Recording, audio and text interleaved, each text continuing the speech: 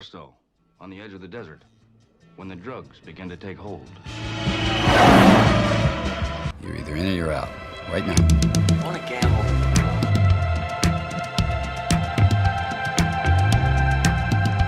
I never want to hear those words out of your mouth again. Gambling is not your problem. Has anybody ever told you before your bad luck? Most gamblers, when they go to gamble, they go to win. Those were my mother's dying words. When we go to gamble, we go to lose. Show me the money. Let's get out of here, man. Show you the money. Honestly, let's just go. Let's go to Vegas. Look at you back in that, Jerry. I want you to say what you would mean it, brother. Show me the money!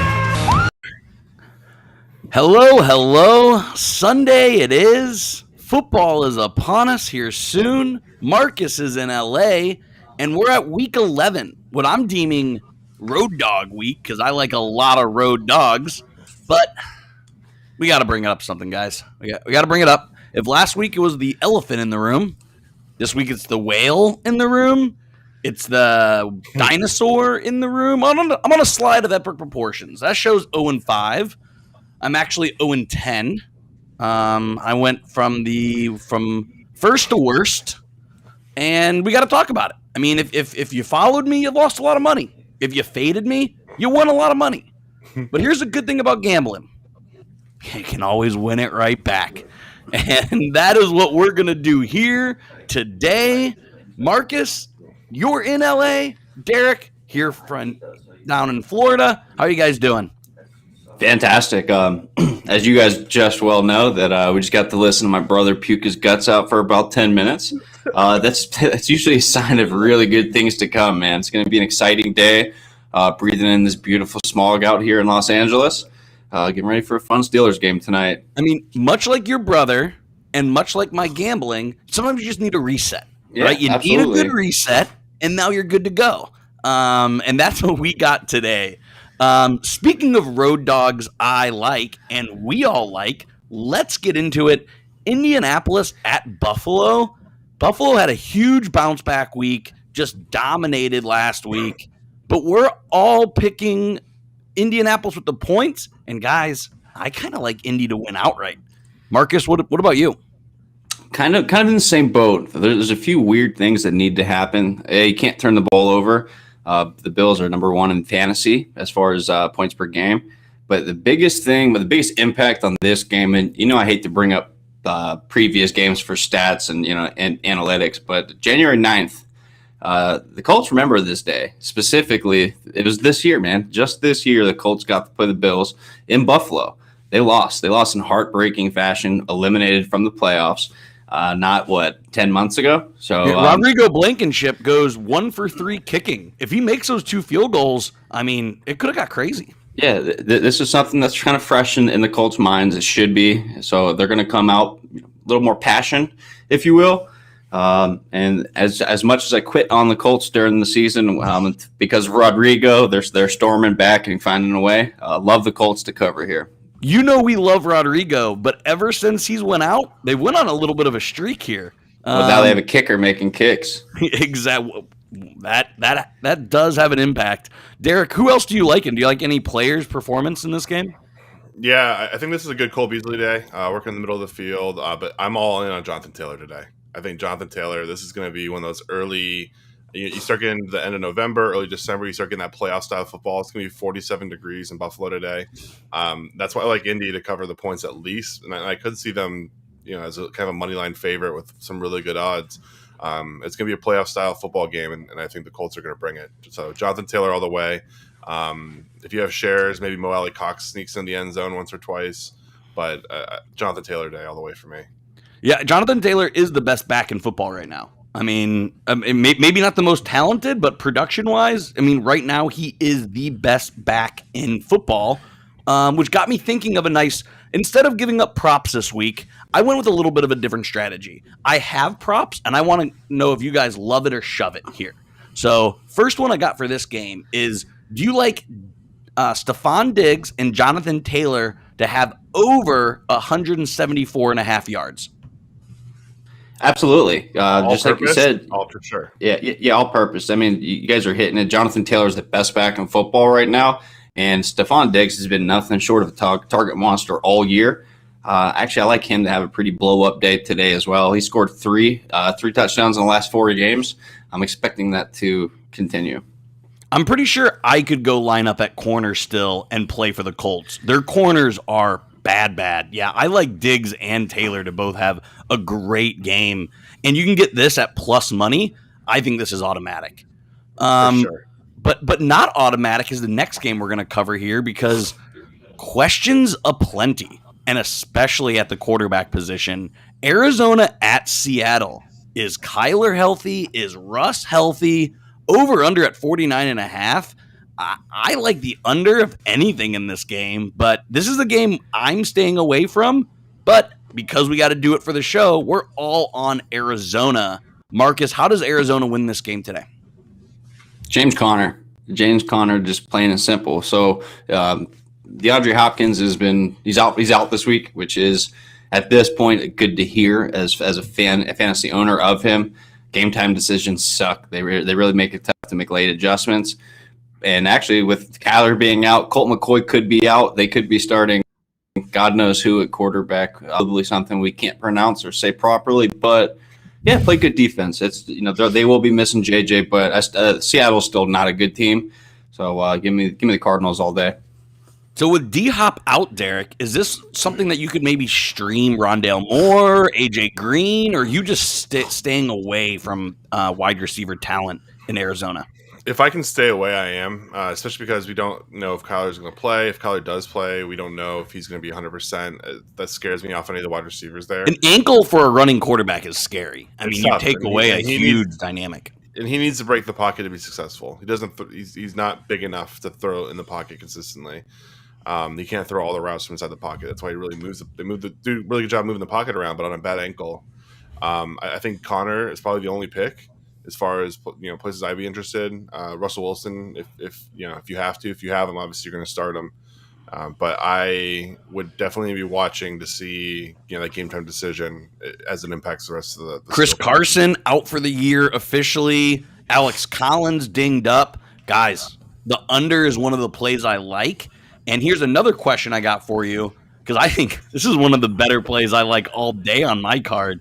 Neither team to score 24.5 points at plus 215. Is that something you guys like?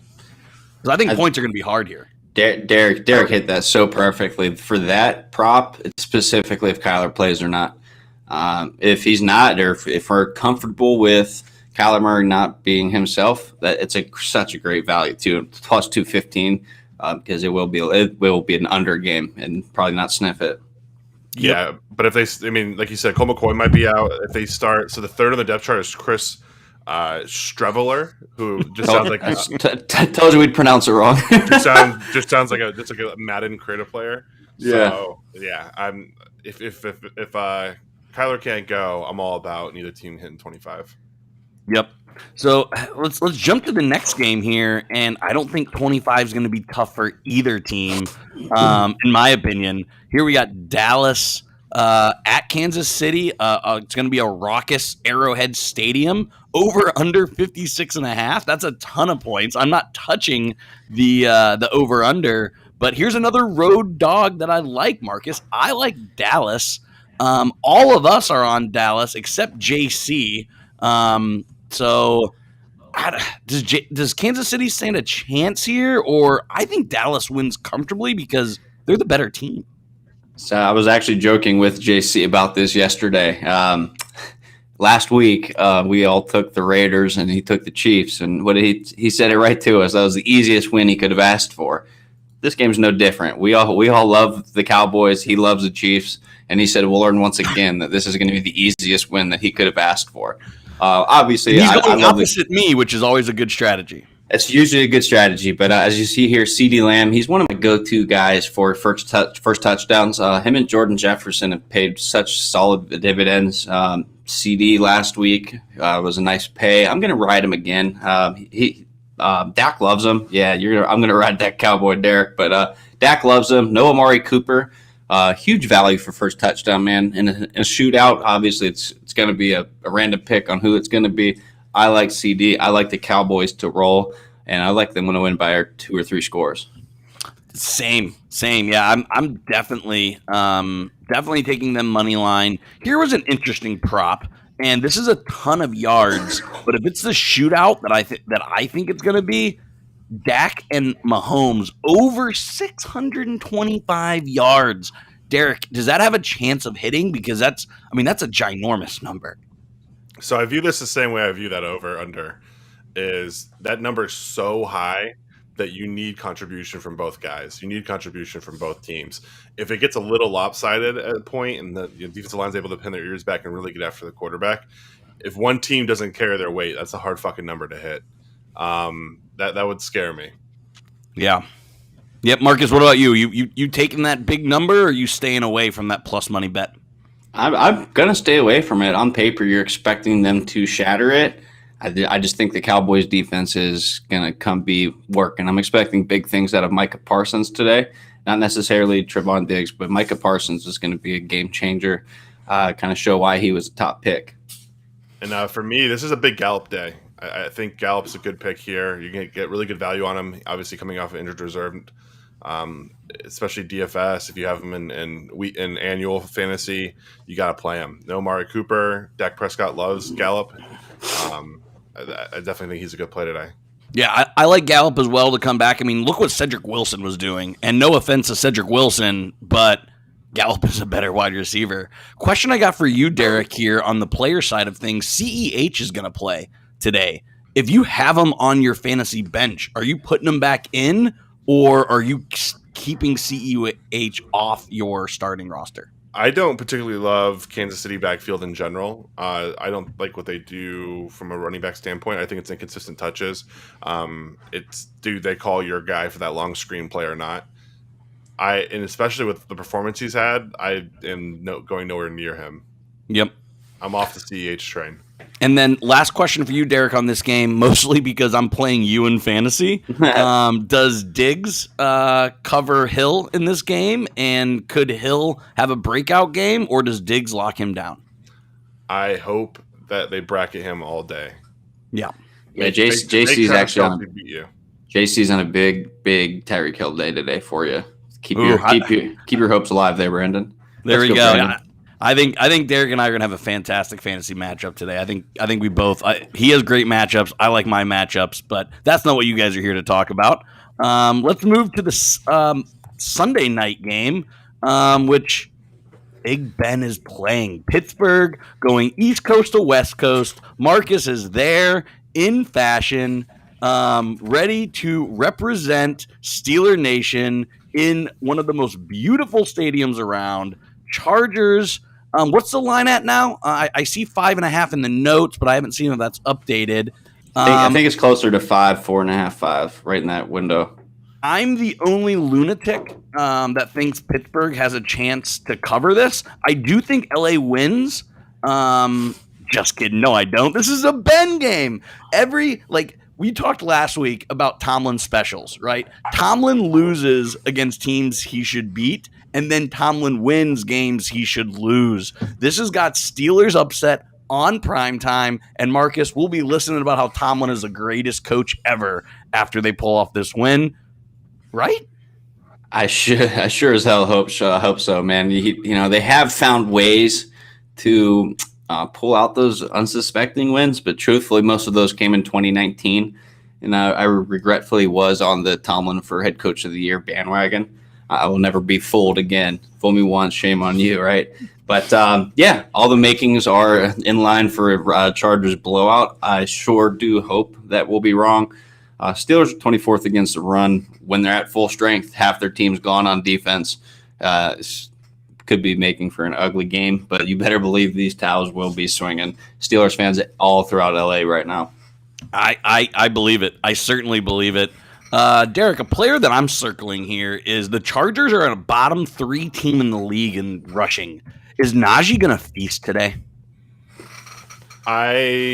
This one is one of those where it comes down to game plan. I think if the Steelers keep it close and they can really establish the run, I think he does.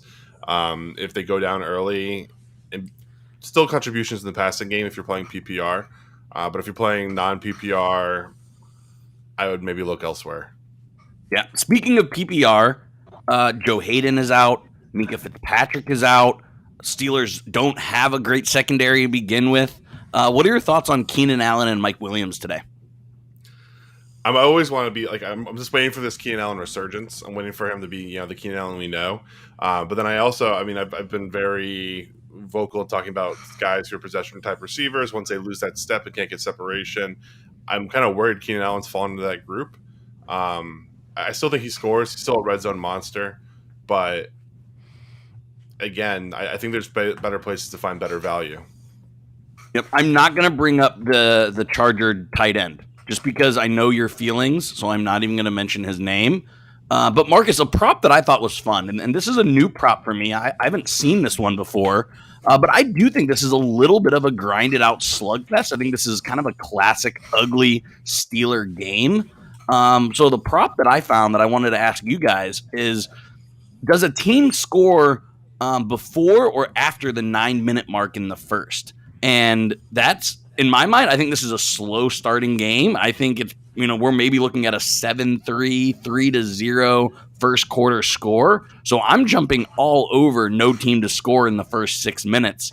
Where are you at, Marcus, on that different kind of prop? It really just comes to who wins the coin toss, and I love those type of bets. So you can really just flip a coin here. But yeah, if Pittsburgh gets the ball first, it's gonna be a slow possession drive. If they can hold the Chargers to a 3-and-out early on or 1 first down, you're going to lock it in because the Steelers will be clock managing, grinding it out, trying to avoid being embarrassed at prime time. Yeah, I know that you love first touchdowns. So when I saw this prop, I'm like, oh, Marcus is going to love this first team to score or not. I'll tell you who I do like today. I think today's a good Pat Freiermuth day. Dude, he's a beast, man. I think he finds the end zone once or twice, and I think he has a good day. If you were lucky enough to draft him in the teens in any kind of keeper dynasty, like you have your tight end for a while. Let's jump to our last big game where we're going to focus, and that's on Monday night. Guys, I'll admit, I may not even tune into this game. The Giants at Tampa Bay, I have the Giants covering because it's the NFL and 11 points is a ton. But, I see Tampa winning this pretty comfortably, 7 to 10 points. Marcus, what are some storylines in this game for you? Outside of Antonio Brown, there's the biggest storyline is actually how well the Giants have played the last month. Man, they've just been playing sneaky good. A couple big wins, a tight loss against the Chiefs. Oh my God, Daniel Jones picture is great. I did not notice that. You're welcome. You're welcome. Saquon Barkley's starting to come back. Not the game you want him to come back to, but maybe just enough of a surge to keep this close. I definitely like to keep this close, and it's going to be a close game, so they're going to cover your 11. But just so you know, Danny Dimes is undefeated at Raymond James. I was actually at that game at Raymond James for his first start. Such a weird stat. That's a weird stat. Where he came back and beat the Bucks 30. I think it was 32-31. What a sick game that was. That streak won't continue, but it'll be just enough to cover the points. And there over we the go. problem. I think the Bucks had one of those little midseason wake-up calls. Brady gets us every once in a while. I think he bounces back, takes care of the football. This interception prop's interesting because though I do think he takes care of the football, 2 of those interceptions were weird plays that weren't necessarily his fault. The one especially, he literally hit the guy in the number. Yep. And somehow the wide receiver still figured a way to turn that ball over. But 2.5. Danny Dimes puts up 2. Tom throws up 1. I like that. I like that a lot. The value's there, right? The value's there for you think it might go 2-1? I could see Danny Dimes throwing 3 picks. Throwing all 3. Easily. At plus 300, this is a weird prop. You guys know how I like my interception props. Like I said, 3 interceptions is a lot. But at 4-1, it's a fun play for sure. Something to root for on Monday night. Real quick, Derek, are you playing Mike Evans or Chris Godwin today on DFS? at all? Or has the kind of sneaky good Giants secondary scare you away from those two guys? I think I have Godwin in one lineup? Yeah, I think I have him in one lineup just because the points worked out that way. Mike Evans, you don't like him. I know you don't. I don't. And he's not, like, I feel like a lot of his production becomes touchdown dependent. So those are really hard to predict. Yep. So I have one share of Godwin, basically. Again, you talk about value. Those are guys who started the season really hot, and their DFS price hasn't really come down as much as their production. There's no value. You're not getting value from kind of either one of those guys. No, I'd much rather go with Gallup, who's coming off IR. Yeah, who's got huge value. Yeah. All right, let's go some quick hitters here. Two teams that play on a lake: Detroit at Cleveland. Anything of note here, Marcus? Just don't watch that game. Terrible city, terrible teams, just terrible gameplay. It's going to be a defensive battle on one side. Should be a blowout or game early, ends early. Nothing fun or exciting. Derek, I know you love value. You love big numbers. Another fun prop I saw was lowest scoring game of the week. This one has that plus 800. Is that something you might touch? Because 9-1 lowest scoring game. No, I don't like it because I think we're going to look at a lot of short fields, and after getting embarrassed, I think Cleveland's going to empty both barrels. I can see Cleveland alone scoring 30. So wow. Okay. There's a lot of teams. There's a lot of games out there I like under 30. We talk about the Chargers Steelers game. That could be one of them.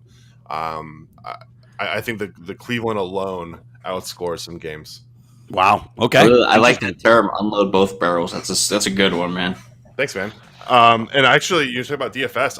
I got Cleveland's defense in a lot of spots today. They're playing the Bears or the Lions. Tim Boyle, I think. Exactly. The fake TB12. Yeah. Tim Boyle leading that offense it's going to be bad. Talking about quarterback play, Rodgers and Cousins are squaring up today. Vegas has to know something I don't know because this line was at 2.5. It got as low as Green Bay -1. Now it's up back to Green Bay -2. Crazy movement in this game. Marcus, do you think Minnesota can pull off the upset, or is Green Bay going to comfortably cover this? I am loving Minnesota. I love them a lot this year, strangely enough, and they've played some very inconsistent play. But they're one of these teams, man, that just have found a few weird ways to lose games, but a few weird ways to win. I love them at home. I love Thielen to score first in this game. Justin Jefferson has been a monster. They will be missing Aaron Jones so much. Like you can't even really quantify it. But we're gonna go ahead and ride the Vikings for sure. There we go. In another game that I think we would all recommend nobody watch, Houston at Tennessee. Another kind of fun prop for you, Marcus. First score is away field goal at plus 380. What do you think about that? Because Tennessee's kind of had a tough time getting in the end zone with or without Henry. It's really not that far of a stretch, but we should be looking for a Brandon Cooks day. Obviously, the Texans were a big letdown the previous week, but it's kind of a bounce back. But I like the double-digit cover on the road here against an interesting Titans team. But I could be down with a field goal first with your 4-1 value. I need a whiteboard behind me. I can write every day it's a Brandon Cooks day. It's always, honestly, it really is. He's so good. All right, next game, Derek. We got the football team playing the Fighting Cam Newtons. What do you think about this game? Do you think Cam makes a statement, or do you think he lays a dud against his previous coach? Cam can want to play and want to concede all he wants. His body just physically won't let him. Like, his shoulder is shit. He just doesn't throw the ball down the field at all very well. He can't. He physically can't. He's still an absolute weapon down and around the goal line. We saw that last week. I'm curious to see how much they still platoon and get PJ Walker in. Is there some fake animosity there where Cam's mad at Ron Rivera or whatever? How can you be mad at Ron Rivera, dude? I don't buy into all that shit. I don't. Neither do I think it's still a business. Players know it's a business. it really just comes down to the kind of the X's and O's of things. That being said, I still think I like Carolina today. Washington has been inconsistent at best. Obviously, no Chase Young, who's a huge impact player. So not having him is tough. Whoa, Marcus might disagree with that statement. I can't, it wouldn't be right of me to talk about how someone doesn't get to the quarterback when they're out for the season. I just let stats talk for themselves about who's elite or not. All right, I'm going to leave that. Parents are fighting, so I'm going to move to the next game. Panthers roll though. CMC is going to have a 30-plus point performance next game. I think he does go off. That Washington defense is really bad. A sneaky, AFC game, which no one is talking about. Cincinnati at Vegas, close to a pick'em game, Marcus. I like Vegas to kind of bounce back. I think Cincinnati, Water's finding its level here. Who do you like in this game? Man, I could actually flip a coin for this one. Kind of good job on you, Vegas. But whoever would have thought that Cincinnati and Vegas at this point of the season could actually have like a very an impactful game, like a meaningful game. But I could go either way on this. But I love Jamar Chase to kind of follow up some of those impressive. No, we don't like Jamar Chase today. No, Derek has him on his team. We don't like him today. Love Jamar Chase today. But no matter which way you like for the for who's gonna win, I love the over. It's gonna be a close one. It should be like 31-28, somebody 31-30 at the end of this game. A fun little prop, but I think more maybe on the DFS side, Derek. Who do you like to throw for more yards today? Burrow or Carr? Their numbers are very close. I like Burrow, and I like Cincinnati in a coin flip game, giving the team coming off a bye week. So I think they'll be well prepared. Jamar Chase, I think, is going to have a big day. Hopefully, he has a huge day. Give me Joe Burrow, and I think it's also just a personnel thing. Joe Mixon's good out of the backfield. It's still a good way to get your bell cow involved, and I think that's what Cincinnati does today. Yeah, don't give Zach Taylor any bye week credit though. Zach Taylor deserves zero credit. But I have a weird vendetta against him. The Raiders are just an absolute dumpster fire right now. They are. They are. It's hard to keep distractions out. Like the world's crumbling around them. Speaking of Derek's fantasy team, New Orleans Saints at Philadelphia. I hate Jalen Hurts today. I think it's a bad matchup. I think he really struggles, despite it being a home game. Marcus, what do you think about this NFC matchup? Jalen Hurts is a stud. Nah, don't tell me that. He's nothing short of a stud. Last week, and I'm glad that you brought this up about why he's going to struggle today. Last week, I was talking to a friend of mine who's a Broncos fan, and we had this conversation, and he said that, Jalen Hurts is a good fantasy quarterback, but he's a terrible quarterback. Then he goes, drops 30 points on them. Not 30 fantasy points, 30 real-life points. Jalen Hurts gets the job done, man. They're only getting better. He's going to steamroll the Saints today. So you're picking all of Derek's players, so you must think Derek's fantasy team is going to go off today. We have a lot of the same players, yes. The Saints play a lot of man coverage. They get some edge rush. Don't really have a middle defensive rush with defensive tackle. I mean, I think Jalen might run for 80 today. There we go. I'm taking the under, but on his rush yards, but that's only because I'm hoping for him to fail. I'm betting with my heart, so that's probably very, very dumb. But what's not dumb is my dog of the week parlay. It hasn't hit yet, but I've hit 2 out of the 3 about a month in a row, so I'm so close every week. My dogs I like this week are the football team, the Cowboys, and the Steelers. That's going to pay out at 16-1. That's crazy odds for what I think is very, very possible. Last kind of parlay I want to bring up, and Derek, I kind of want to get your opinion on these players. I have Cam scoring a touchdown, AP scoring a touchdown, Diggs, and Andrews. That's going to pay out at 22-1. Do you think those guys find the end zone? Was that all 4? Yeah.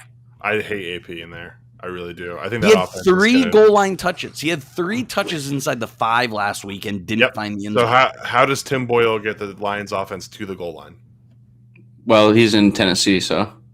Oh, I'm sorry. I'm very far No worries. Let me reset. This is not his former team. It's still. I hate guys who get predicated on like goal line touches. I think that's really a hit or miss thing.